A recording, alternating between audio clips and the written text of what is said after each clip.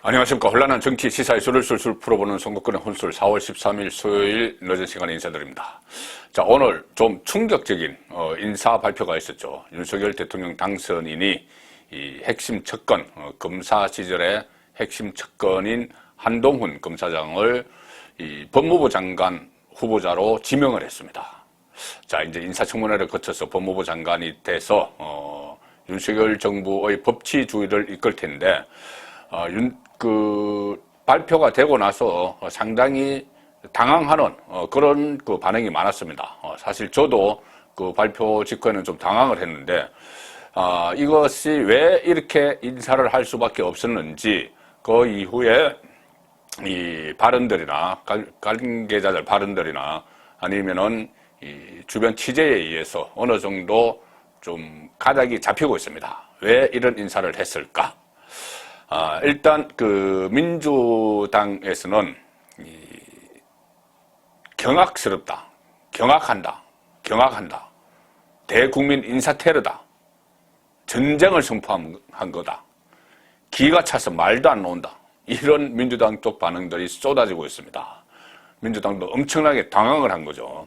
자, 그런데 우선 결론부터 말씀드리면은 이 윤석열 당선인이 한동훈 카드를 이렇게 일찌감치 꺼내든 것은 그전에는 뭐 서울중앙지검장, 검찰 안에서 수원지검장 이런 얘기가 있었죠. 꺼내든 것은 민주당이 어제 금수완박, 검찰 수사권 완전 박탈, 이것을 당론으로 확정을 했기 때문이다. 그래서 이 검찰을 지키기 위해서라도 이 한동훈을 발탁을 해서 지금 민주당이 이번에 다수 의석을 가지고 입법을 하고 해도 그 다음에 또 후속 조치들을 취해야 되죠. 이 검수완박, 이 검찰에 뺏은 수사권 이것을 어디로 줄지 이것들을 해야 되는데 지금부터 게임이 시작입니다. 그래서 거기에 강경 대처하기 위해서 한동훈을 포진을 시켰다. 민주당의 검수완박에 한동훈으로 대답했다. 윤석열. 자, 그렇게 되는 것이죠.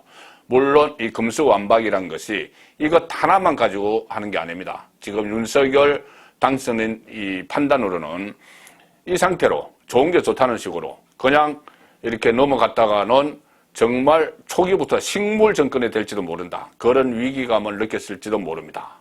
자, 그래서 그것을 제가 잠시 후에 설명을 드릴 텐데요. 우선은 그 한동훈 법무장관 후보자죠. 오늘 일성 첫 말이 좀 화제가 되고 있습니다. 뭐라고 했냐면은 이 검찰 개혁 하는데 검찰이란 게 딴 게 없다.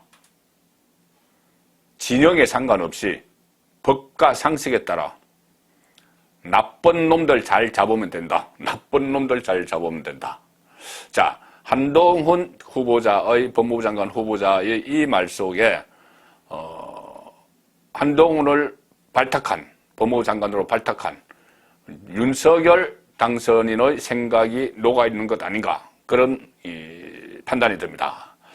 자, 윤석열의 진심은 무엇일까? 한동훈을 발탁한. 오늘 일단 이 발탁 배경에 대해서 윤석열 당선인이 한동훈 발탁 배경에 대해서 공식적으로 이야기한 건 이거죠.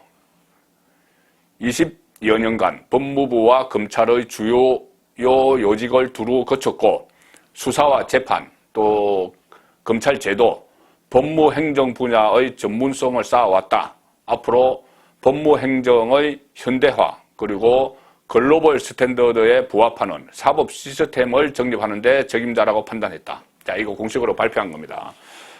상당히 원론적인 그 발탁 배경이죠. 그런데 오늘 윤석열 당선인이 TV를 생중계되는 가운데 8명의 발탁 배경을 다 이야기하느라고 안 읽은 부분이 있습니다. 원래 준비를 했었는데 그 한동훈 발탁 배경을 준비를 했었는데 읽지 않은 부분이 있습니다. 그 부분을 보면은 윤석열 당선인이 왜 한동훈을 발탁을 했는지가 좀 드러납니다. 8명이나 다 발탁 배경을 하려고 하니까 처음에 준비했던 그것을 다 안 읽고 앞부분만 읽었죠. 자, 당선인 대변인실에서 추가로 배포한 국무위원 후보자 2차 발표 자료, 여기 보면은 그 진심이 나옵니다. 왜 한동훈을 발탁을 하게 됐는지.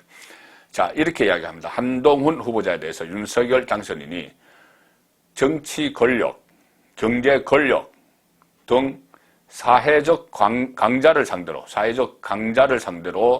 하는 부정부패 범죄 수사에서 역대 비교 대상이 없을 만큼 발군의 성과를 거두었다. 진영을 가리지 않는 권력 비리 수사의 상징이 됐다. 자, 한동훈도 이야기했죠. 진영에 상관없이 법과 상식에 따라 나쁜 놈들 잘 잡으면 된다. 검찰은. 같은 맥락입니다. 그리고 이 윤석열 당선인이 이어지는 말입니다. 한동훈에 대해서. 수년간 이어진 온갖 핍박에 맞서 공직자의 본분을 다하며 상식과 정의를 지키기 위해 각고의 노력을 기울였다. 앞으로 법무부 리더로서 오로지 국민만 바라보고 법치주의를 지켜낼 책임자라고 이야기를 썼습니다. 발탁 배경에. 자, 수년간 이어진 온갖 핍박. 지금 뭐 4번인가 자천이 됐죠. 살아있는 권력을 수사를 하다가. 저 문재인 정권을 수사를 하다가 이 핍박을 받아서 자천이 됐습니다. 계속 자천이 됐습니다. 그래서 앞으로 이 법치주의, 국민만 바라보는 법치주의를 지켜낼 책임자다. 이 이야기는 핍박을 받았다는 이야기까지 다 하고 진영을 가리지 않는 권력비리 수사 뭐 이런 이야기를 하는 것은 결국은 이 문재인 정권 5년 동안 있었던 어떤 부정, 불공정 이것을 한번 끝까지 가리겠다. 그 의지의 표현이라고 저는 생각을 합니다. 왜 이렇게까지 하는지는 잠시 후에 다시 설명을 드리고 상당히 보면은 윤석열 당선인이 많이 독해졌다 이렇게 보이죠. 상당히 독해진 그런 모습인데 독해진 모습이 또 하나 있습니다. 그 당선인 신분으로서 오늘까지 18개 부처 중에서 16개 부처 장관을 발표를 했죠. 그런데 당초 공동정부를 하기로 합의를 했던 안철수 인수위원장 패싱했습니다. 자, 안철수 인수위원장 쪽이 지금 내각에 넣어달라고 한 4명 정도를 추천을 했다고 합니다. 뭐 이름도 나옵니다. 최진석 상임선대위원장이 있었죠. 서강대 명예교수를 사회부총리로, 유웅환 전 SK텔레콤 부사장을 중소벤처기업부로, 그리고 신용현 인수위 대변인, 또 인수위원 고산 이런 사람들을 추천을 했는데 패싱을 해버렸습니다. 윤석열 당선인이.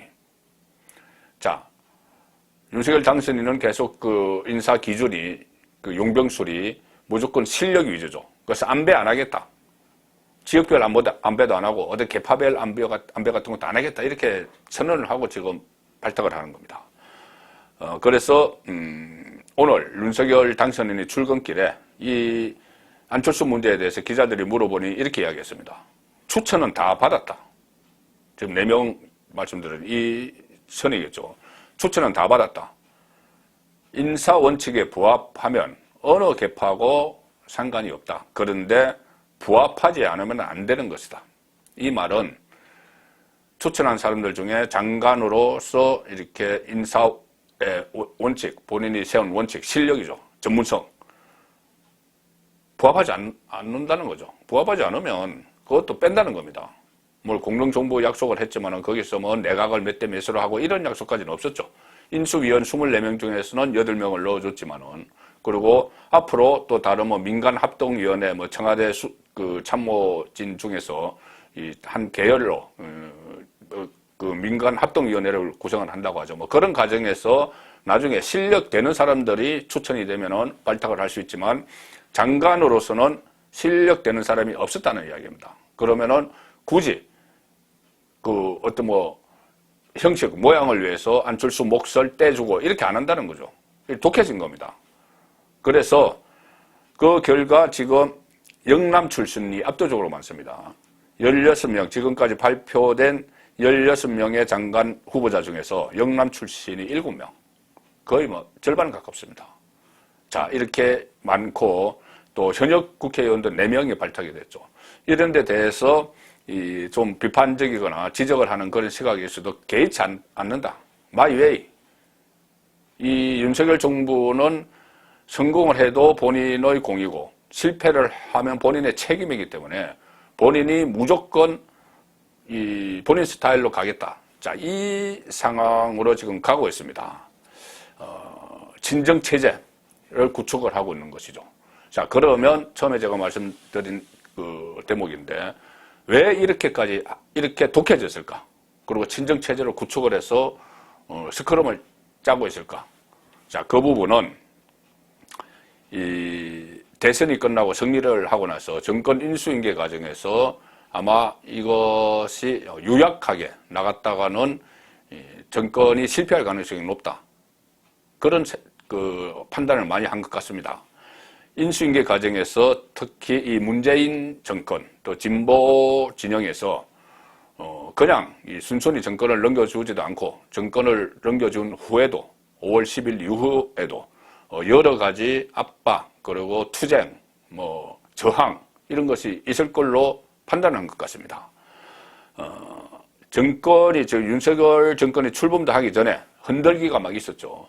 알박기 인사 미리 막 그 공공기관에 임기제 장들을 막 알박기 인사를 했고 그 다음에 이 대통령 집무실을 용산으로 옮긴다고 하는데 예산 편성도 제대로 안 해주고 이렇게 여러 가지 우리가 그 5월 9일까지는 문재인 대통령이다. 우리가 대통령이다. 이렇게 해서 여러 가지 이 인수인계를 원활하게 하지 않고 있습니다.